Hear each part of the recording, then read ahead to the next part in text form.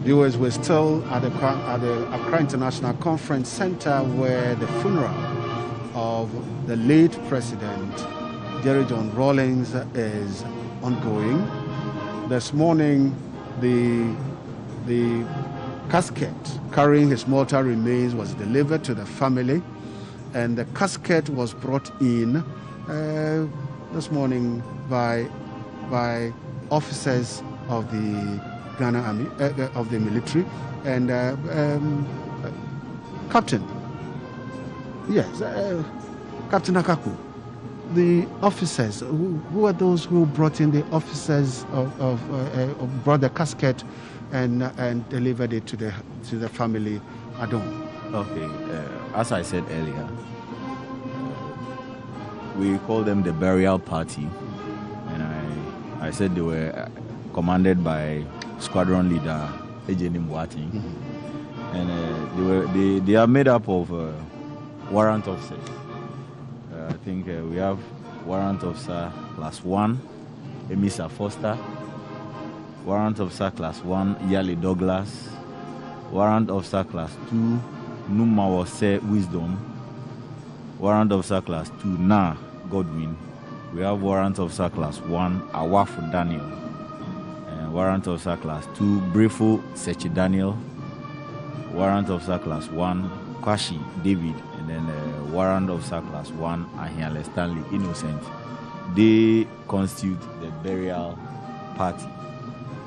And when we move on to the Independence Square, where the funeral will also, the proper funeral will take place, and to the cemetery, we have other colleagues and other members who also constitute other